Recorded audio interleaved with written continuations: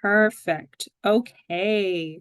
So, everyone, we are welcoming Krista Martin today. Krista is the director for the Veterinary Hope Foundation. And in this talk, we're going to learn a little bit about how the program came to be, what they offer, and the role of mental health providers and how they support this program.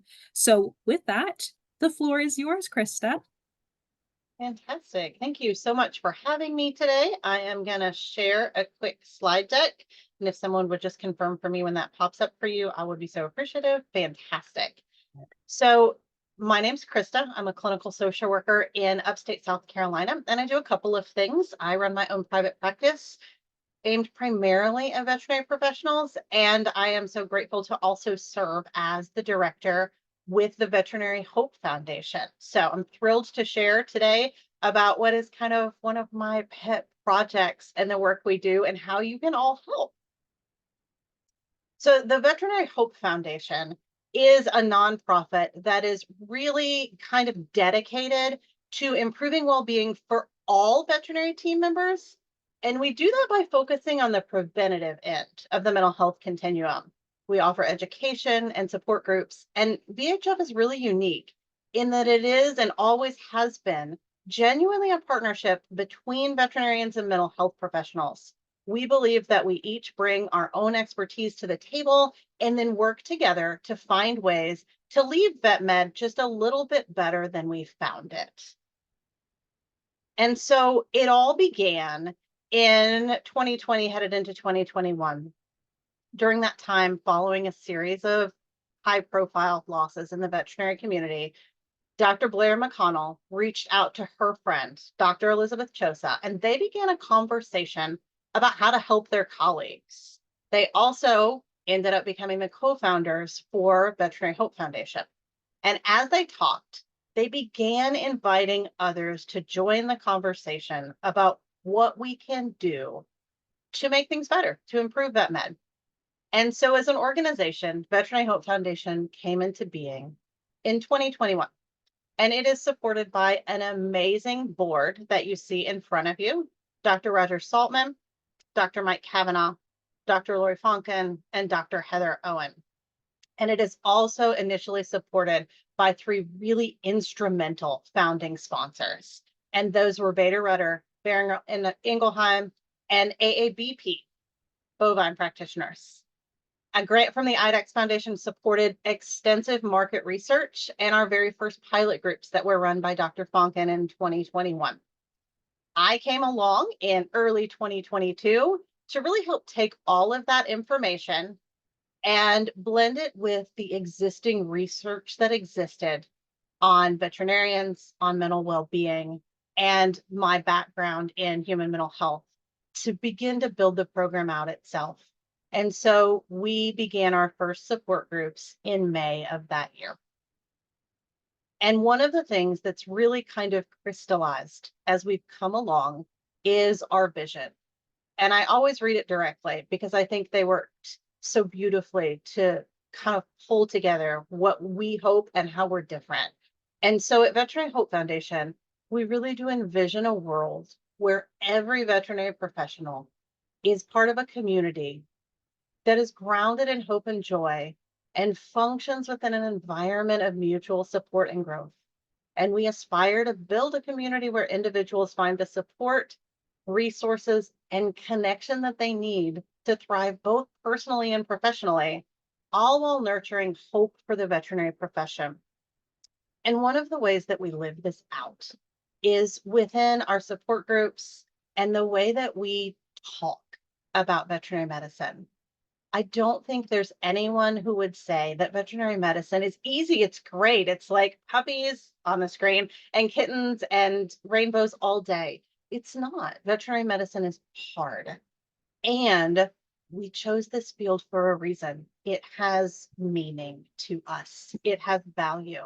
And so we want to really acknowledge the hard while also remembering that there is hope, there is support, there are resources, and to really foster a sense of connection.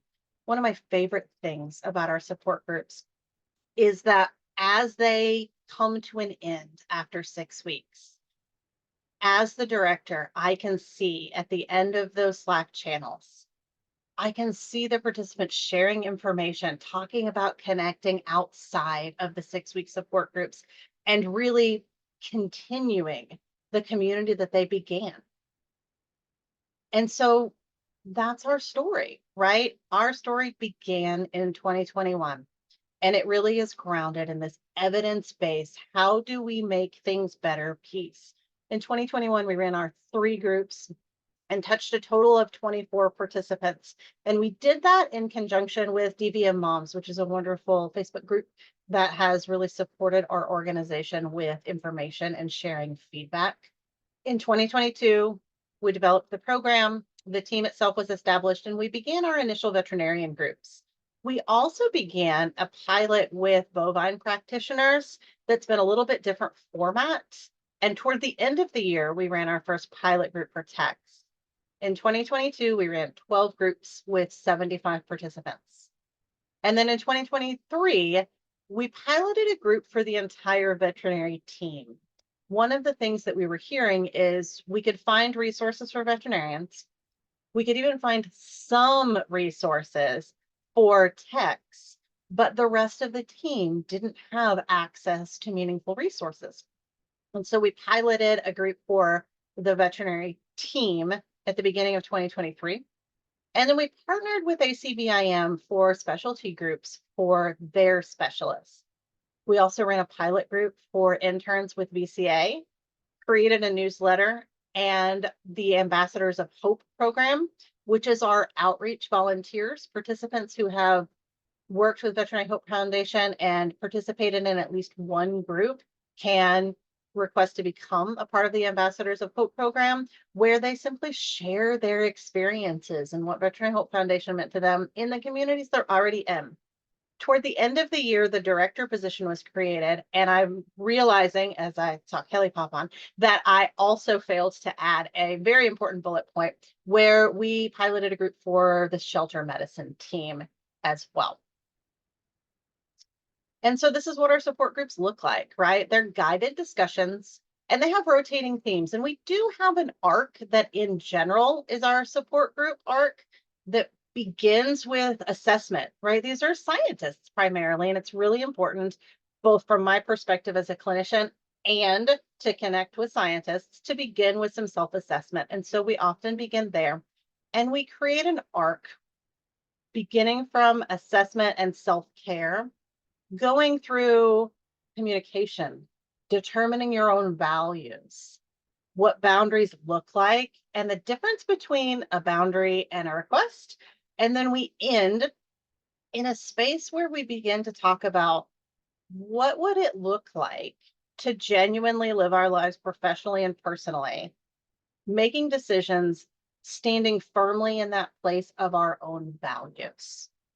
And so during our 6 week program, we have groups of about 8 people. They can get as large as 10, and our groups are getting a little bit larger as time goes on, but we cap them at 10, who are coming together to have really challenging, complex conversations, to build connections, and to talk about what these skills really look like in the real life day to day of VetMed. Over the years, we've offered a number of affinity groups. And so I've kind of popped them up on your screen because I think it's been really fun to see how the groups form and what's requested. We have a standing informal policy that if you request a group related to VetMed and we can get at least 5 or 6 people to commit to be there consistently for 6 weeks, we will try it and see how it shakes out. And so for that reason, we end up with the groups that you would expect, right? Where we're affinity grouping by type of practice or by career, early, mid, and late. But we also end up with these groups that are more about the multiple hats we wear and really do acknowledge that we're whole humans, like our grief and loss support group, which I had the privilege of running the first one of and was profoundly impactful, like our parents group, like our kind of messy in that midlife piece group. And so those have been really fun, exciting affinity groups to offer, where we're really acknowledging that, things are hard and things are good. And we are veterinarians and all of these other roles. We do have about 3 groups that roll out each month. And so these are our upcoming groups. We've got a veterinary team support group that'll be beginning in just a week and a half or so. Our midlife struggles support group, and all veterinarian support group that will begin middle of April-ish. We do have a large group of owners that often come together and meet as part of our support group, an early career support group toward the end of April. And then we tend to offer an all veterinarian support group at least once every month or so, because we find it very important to ensure that everyone has a place. And so there is an ongoing recurring veterinary team support group, as well as an ongoing recurring veterinarian support group, to be sure that there's always that space. And often in these presentations, I'm asked how you can help. If you are on this call, you are likely a member of a veterinary team in some role or other. So you are eligible to join a support group. You can share in your communities, post, share when you're speaking. If you have presentations that you're giving, one of the things I said post VMX is I would really love by next VMX if a noticeable percentage ended their presentations with a resource slide that simply included Veterinary Hope Foundation. So if that's you and you do a fair amount of presentations or sharing of information, we have a shared drive where we have multiple versions of our resources and information so that hopefully it'll fit into most any slide deck comfortably. And if you have funds at your disposal and you would like to partner with us and donate, we would love to have you do that as well. That is a quick run through of Veterinary Hope Foundation. And I would love to hear questions and have conversations and hear feedback about perhaps what tools are not out there and what you feel like it would be helpful for us as an organization to consider creating for you. Krista, thank you so much for sharing that very wonderful rundown. I mean, I have to say, I've got to love the range of services. Like when you showed that list, I thought, wow, there's some stuff I would have never even thought of on there. So Yeah. that is super, super wonderful. What a great resource. As Krista said, the floor is open. So if anybody has some questions, some feedback, some thoughts, this is meant to be a collaborative conversation. So I'm going to be quiet for a second. And if anyone wants to jump in, please do.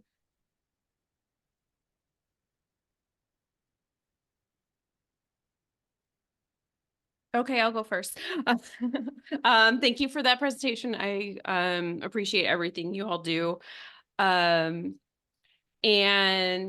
just out of curiosity, do you feel like the support group model is kind of where you fit best? Is there any talk of branching out into like peer support or like any kind of other ideations, or is it really kind of honing these like small groups that kind of are carried through the series together?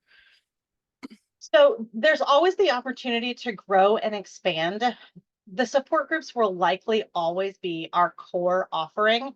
And it's really important to us to continue those, and especially to continue them at no cost, because we know that connection is one of the most impactful early intervention pieces that we can embark upon when we think about overall well-being.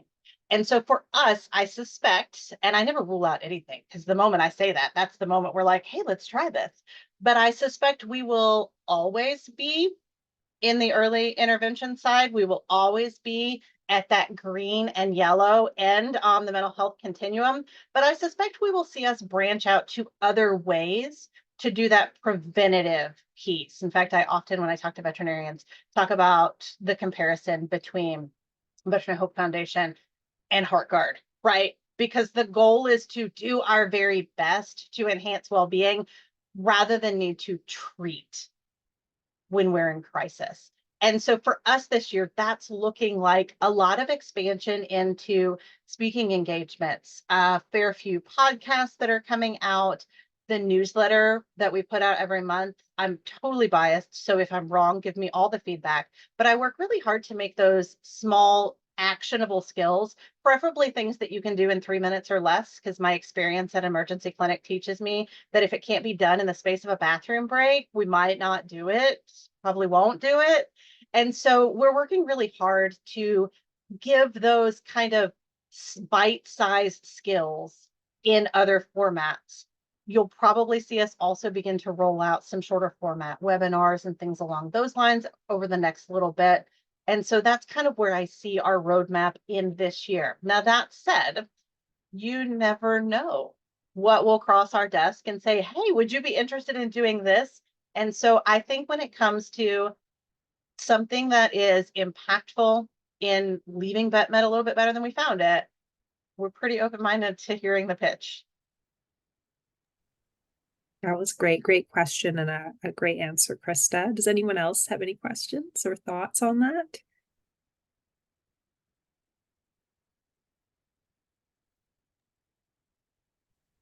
I'm so sorry that I came so late, but thank you so much, Krista.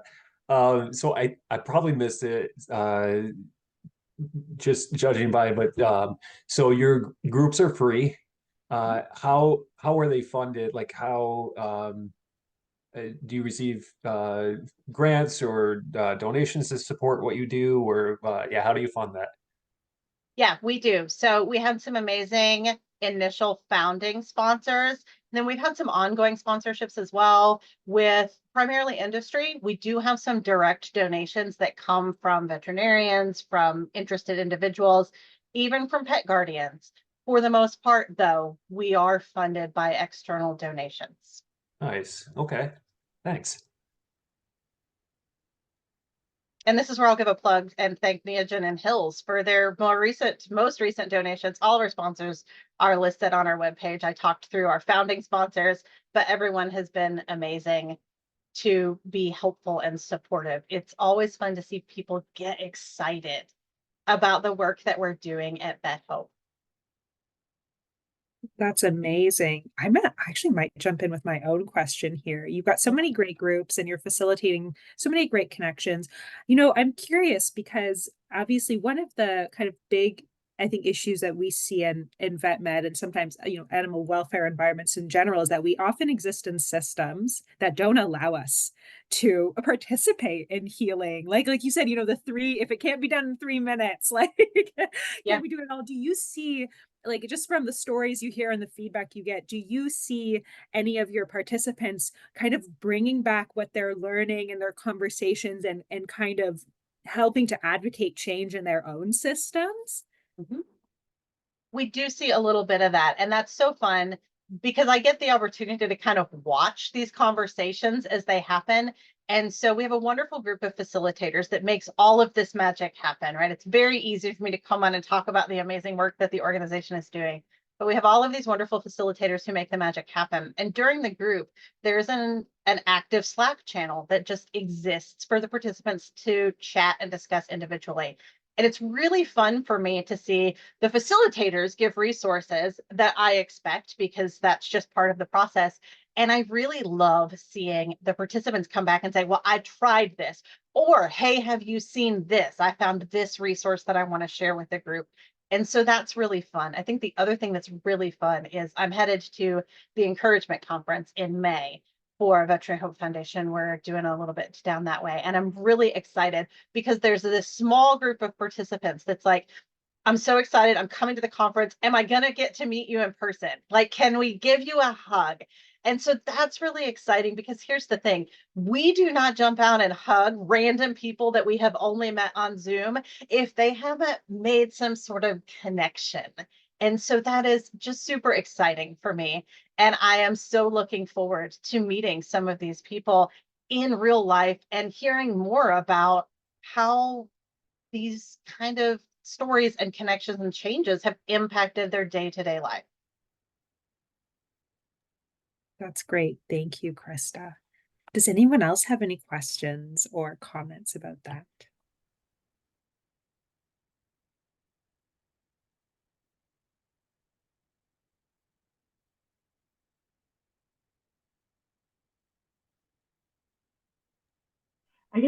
I had a question, and well, I saw, and I'm guessing the answer, but I still want to, we'll see, right? So I was wondering if you experience, well, you or foundation experience any, reluctance or pushback from the veterinary community maybe at the start. But I also noticed that you started with one pilot of 1, 2, or 3 pilots, and then it kind of grew quite quickly. So yeah, I'm thinking probably not, but can you tell us a little bit more how, how it was, how the Hope Foundation was welcomed?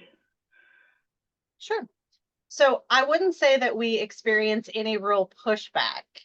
I would Okay. say we experience some, wow, that's amazing for others kind of language, right?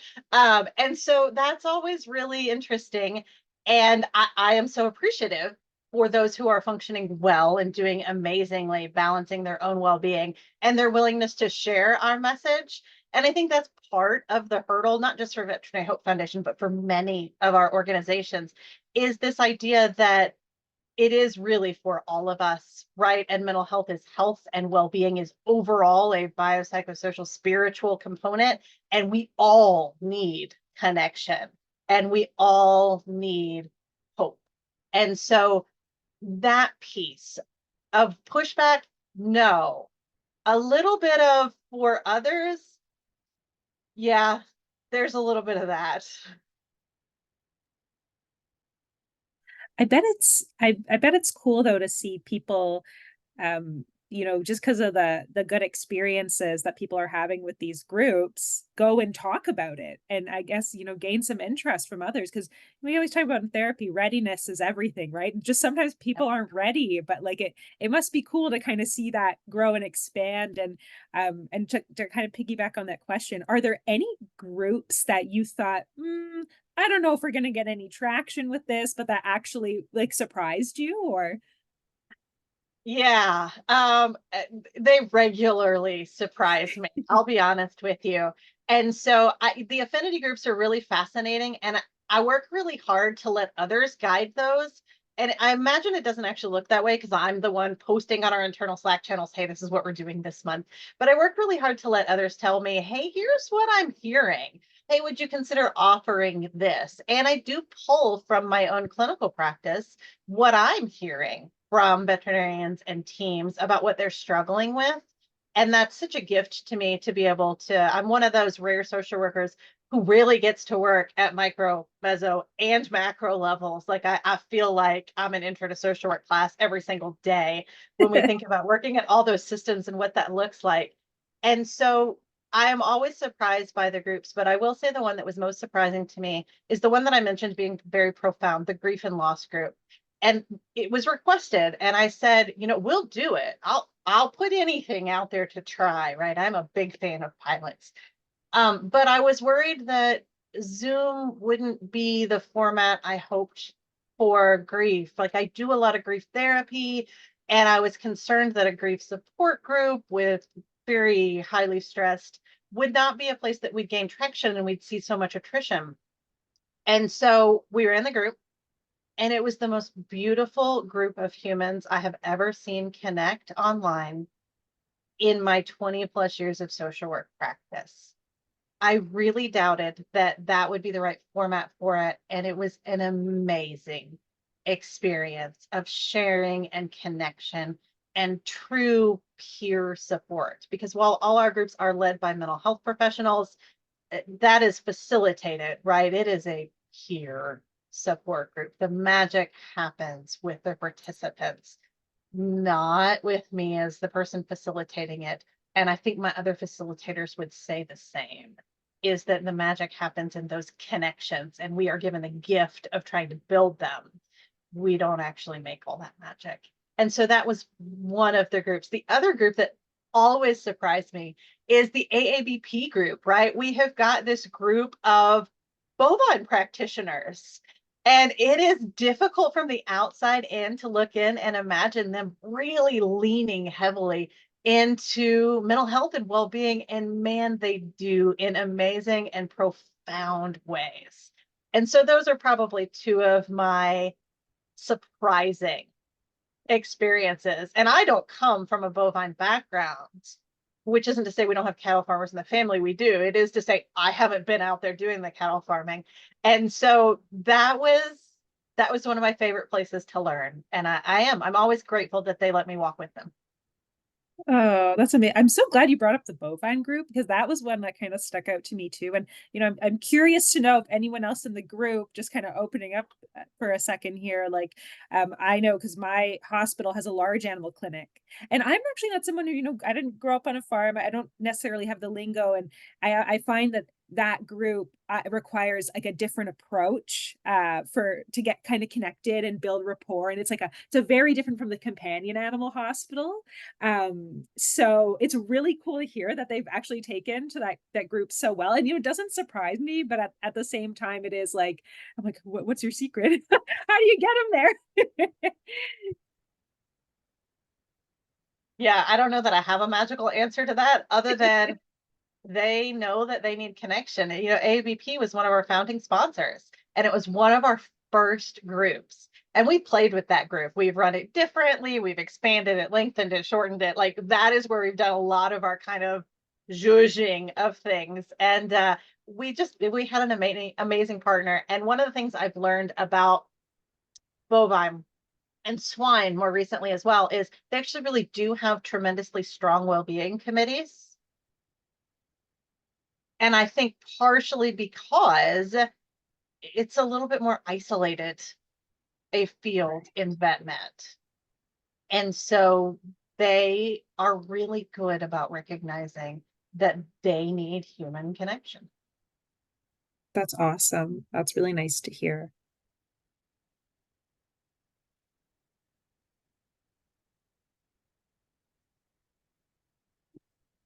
So if someone wanted to work for Vet Hope or intern or field placement or help what you're doing in any way, what are some of those avenues?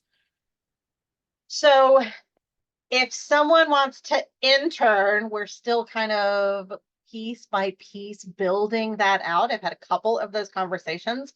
We actually have an intern right now who's doing a qualitative study for us because I love me some metrics. I know, right? Love me some metrics. And so that's really exciting. And we have talked about additional possible roles for interns. For work, it is me and the facilitators, folks. We are still a very tiny program and this amazing group of board members who jumps in and does all of the rest of it, right? And so right this second, I can't say that we're adding facilitators. However, if we do, you will see that post on the veterinary social work channels. We'll post it in with IVSW's permission in their Slack channels and have them send it out. We will share it on UTKs and we will also send it on the listserv. So fingers crossed, we grow so exponentially. Actually, that's not true. I really am looking for sustainable incremental growth, right? The good social worker here, sustainable incremental growth. But it is certainly my hope that we grow to the point that we absolutely need more facilitators. And someday that we need a broader team of administrative support as well. Did that answer your question, Valerie? It's a great question. Yes, thank you. And certainly you can all reach out to me. I am available pretty publicly. The public facing email address for Vet Hope is info@veterinaryhope.org. It does not come to me. It comes to one of our lovely board members, but she will circle back to me and you have half a dozen other ways to reach out to me. So if you don't have my direct info, please feel free to ask around. But you guys are all welcome to reach out with any thoughts, comments, questions, suggestions, any of that. Normally I would just give you my email address, but Sarah already shared it's going to be posted on YouTube. So that sounds like a questionable life choice. And you know what? If you guys for some reason can't find Krista's info, or you can always send it to us and we can always send it over to you, Krista, if that works too.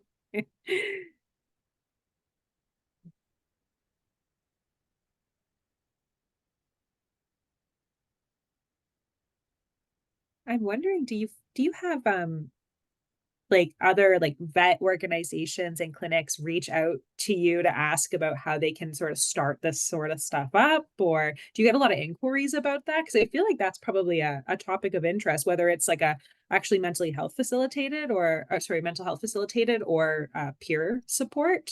Be curious to know. So we get interesting questions from all over the world. In fact, I've got a follow-up that I need to do from Thailand. And we get conversations and questions from most of the veterinary organizations. So we have wonderful partnerships that I'm so appreciative of with places like AAVP, with ACVIM. We've got wonderful organizational partnerships where we will pilot things like we did for VCA's interns, and fantastic partners across the board who will call and say, hey, I had someone ask me this week, would you make a proposal of your dream program for this? And so, like, that's really exciting. You should never ask a seasoned social worker what her dream program is. Like, how many billions, people? But it's really exciting to see organizations are thinking a lot about well-being, and its relationship to diversity, right? Because we do not get one without the other. And so those are really exciting conversations to continue to have about how we do things just the tiniest bit differently, how we make incremental changes to a system that needs some incremental changes. I love that you're saying the incremental changes and like you're highlighting that, because I think so, and we're all a little guilty of this, right? We want to take things and we want to run with it and expand it. And I think there's a lot of obviously buy-in to mental health in the vet world, which is as it should be. That's wonderful. But sometimes that comes with just kind of taking it, throwing it, see if it sticks, and not like taking your time with it. So it's really cool to hear like such a great success story of how you've done the sort of slow growth and continuous kind of slow growth, and watching sort of the fruits of your labor come about, and show that why we need to take our time, consider the research. And I love your approach to the pilot programs. Like, yeah, heck yeah, we're going to try it and see if it works and if that's something that people are interested in. So I love also hearing the trial and error process, because it's super important to know that, it doesn't always maybe work out the way we think it's going to, but that's how we learn about, maybe what's needed and what the gaps are. So that is so great, Krista. Thanks. I genuinely believe we can't make progress without being willing to fail. Yeah, well said. 100%. Such a good reminder. Absolutely.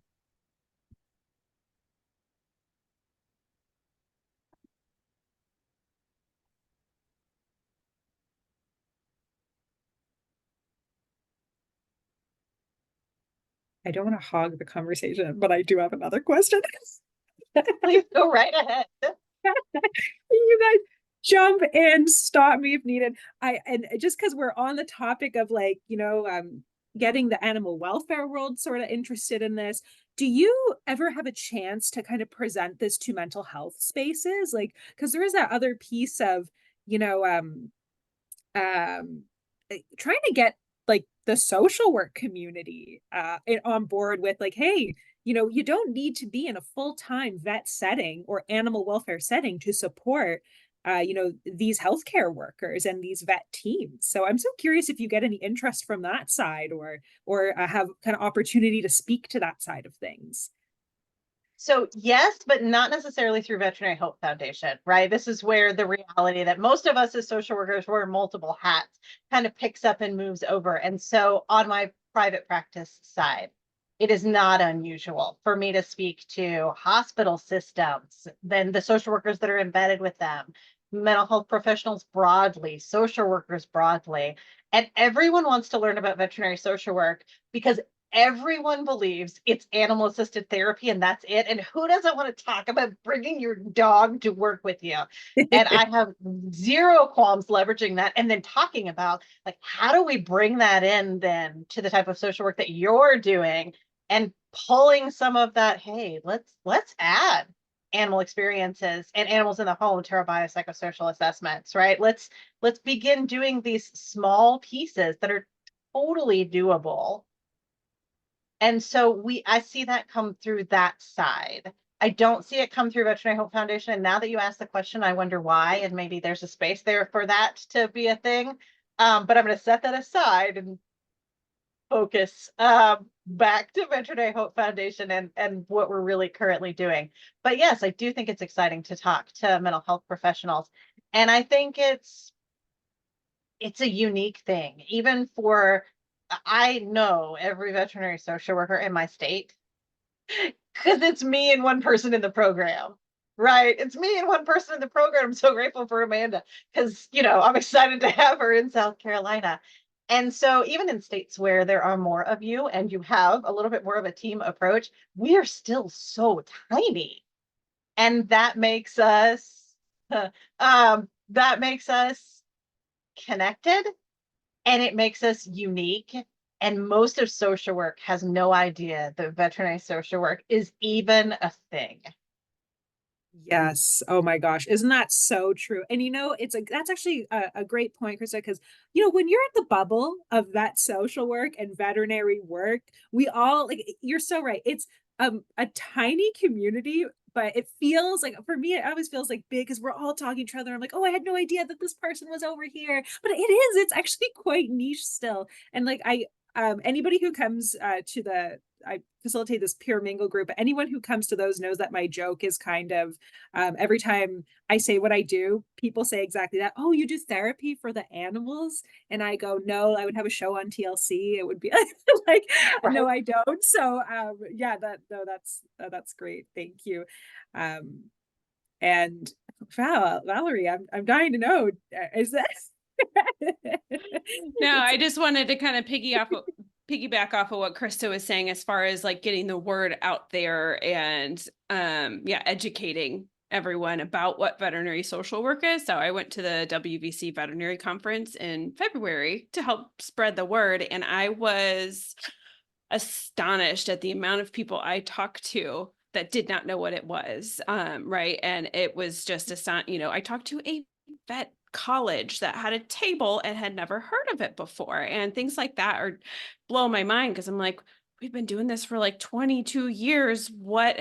Whoa. But, and again, putting it into perspective that yes, it is a very small but mighty force. So that, yeah, it just is going to take, continued incremental efforts, right? Of, people showing up to the conferences, us having the tables and making sure that everyone knows like, Veterinary Hope Foundation and is a fabulous thing, but it is under the umbrella of veterinary social work, right? So we can kind of have that dual education, because I think there's so many times where you can explain your job or what you're doing to someone, but like always explaining it from that kind of macro approach, I think is going to help kind of bring us, into more awareness and like seeking out those opportunities. Like you said, the podcast, and like I'm on a podcast tomorrow and it's specific for dog trainers. And that's like something I've been, I am a dog trainer, I've been a dog trainer, and so that's part of like the dual roles for me and stuff like that too. But yeah, just finding some of those opportunities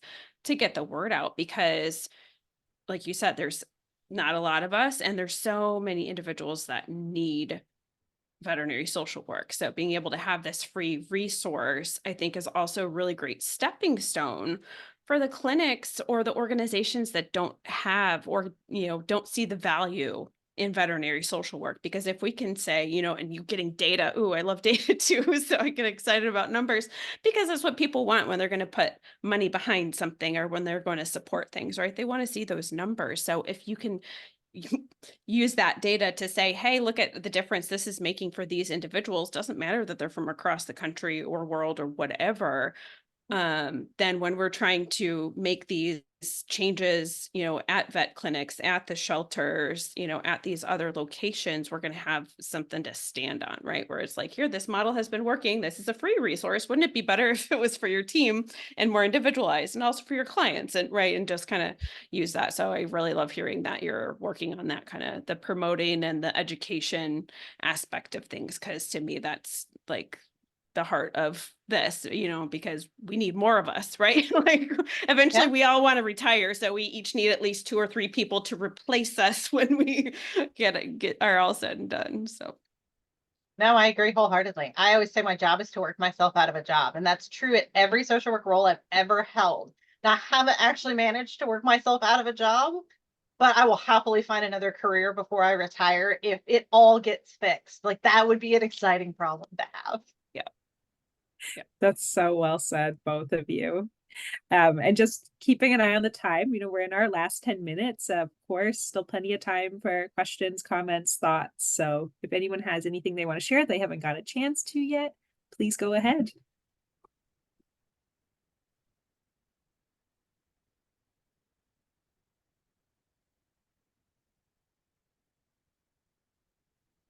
Ah, yes, comfort sitting in silence. Look at all us social workers. Oh, well, I mean, I think this has been such a wonderful conversation. And I guess my final question, and I apologize if I missed you saying this, Krista, are your groups open internationally? Like, can Canadian practitioners join the groups or Yes, yeah. they can, and they do. And they do, right? Perfect. Okay, thank you so much. That's gonna be a great resource to keep sharing around. So Yes, thankful please and share grateful. Broadway. Yes, okay, will do. Yeah, and of course, like you said, if that intern position, if you guys expand, you'd let the IABSW know, we're definitely gonna throw it out there because what a wonderful opportunity. It's really cool to see what everyone is doing in these different spaces. And once again, very, very grateful for all the work you and your facilitators and your board members do. It's obviously been so helpful to so many people. And like you said, community is everything, no one really wants to be isolated. So it's really nice to know when we can connect with one another and share experiences. So thank you for creating spaces to do that. Of course, that is absolutely a team effort. I'm confident I don't tell my facilitators frequently enough how much I appreciate them and what they do. Wonderful.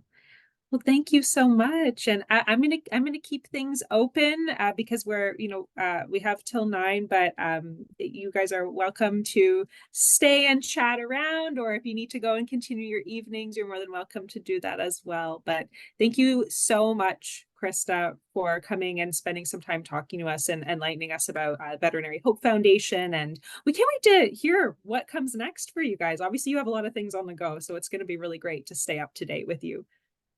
Fantastic. Thank you for having us. Thanks, everybody.